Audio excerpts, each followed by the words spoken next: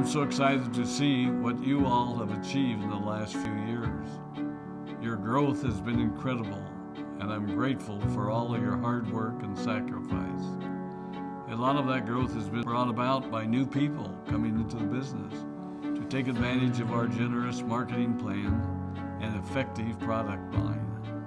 So I thought I would take just a moment of your time to share with you a little bit about where Forever came from and where Forever is going.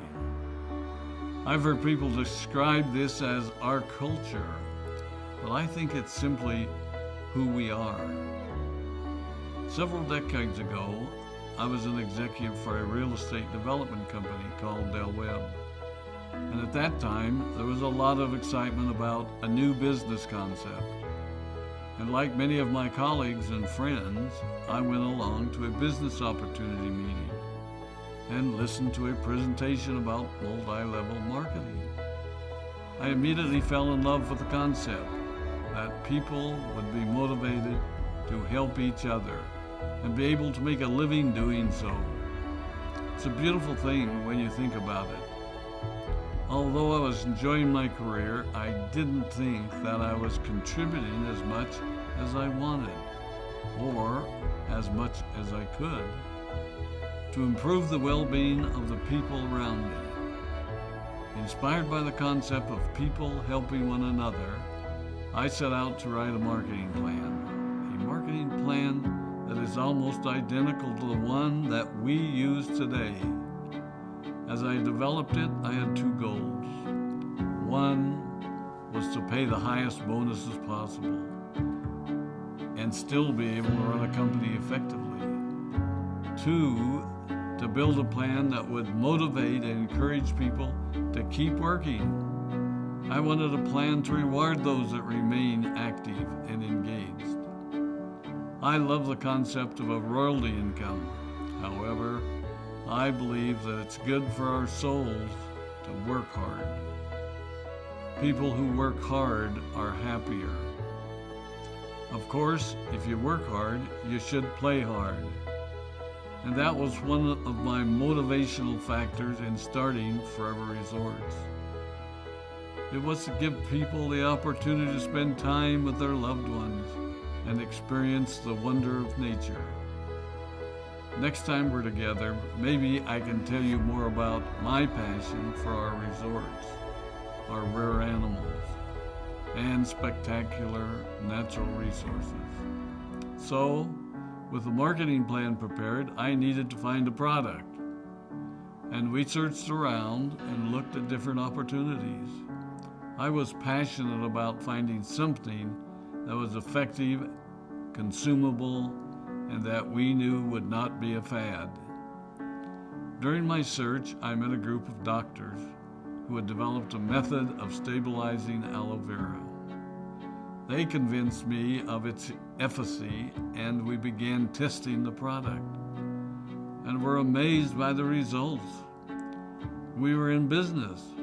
We had a fair and balanced marketing plan, a consumable, effective product, and the third ingredient, an absolute conviction that we could make a difference in the lives of the people around us. And while it might have been a bit presumptuous, we honestly believed that we could make a difference in the world. We put in generous return policies, customer service incentives, and began to build this business based on the principle of being nice to one another and helping others. The success was incredible, and we grew rapidly until Christmas of 1982. I was sitting at home with the family, and the phone rang. They informed me that there had been a freeze at our aloe plantations in Texas, and that all of our aloe was destroyed. I immediately went to the airport and flew to South Texas to see what we could do. I hoped and prayed that when I arrived, what I saw would be better than the news I had received. But that wasn't to be the case. We had no aloe, and the business immediately began to suffer. There were some FBOs that left, but more importantly, there were those that stayed. It was a tough time for us. We put everything on the line to stay in business, and there were many sleepless nights. But we were convinced that what we were doing was right. We decided that this would never happen to us again. We flew out to the Dominican Republic and purchased as much land as we could and began planting aloe in one of the safest weather zones in the world. In addition to the acres of plantations in the Dominican Republic, we now have plantations in Mexico and South Texas. It was a tough lesson to learn. But during the tough times, we became stronger and we grew the most. We grow roots that strengthen us and help us to overcome the challenges and obstacles that life throws at us. I have learned that solid principles and core beliefs do not have a sell-by date. It is never old-fashioned or out of style to be nice to each other, to honor your commitments, and to treat people how you would wish to be treated. I recognize that many of you might not have heard about our beginnings, as you are new in the company. I am thrilled that you're part of our Forever family, but I ask you to be mindful of the foundation upon which this company has been built. Forever was built on the principles of paying the highest bonuses possible, providing the most effective and highest quality of product, and empowering people to serve one another. There are no shortcuts to success in our business.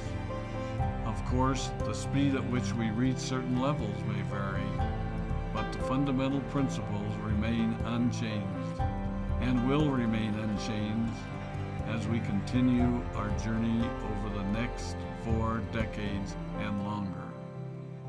There will be times when a pathway will open up to you that will tempt you to take a shortcut, to buy a little more product than you may need, to make a purchase in someone else's name, or other ways in which we are tempted to give up what we want most for what we want now. Never forget that you're a part of something special, a business that has been built upon taking the road less traveled. It may not be as fast and as shiny as you might want it to be, but take it from me, the road less traveled is more rich, more wonderful, more fulfilling, and more lasting than you can ever imagine. We love you, we appreciate you, we are proud of you. My name is Rex and I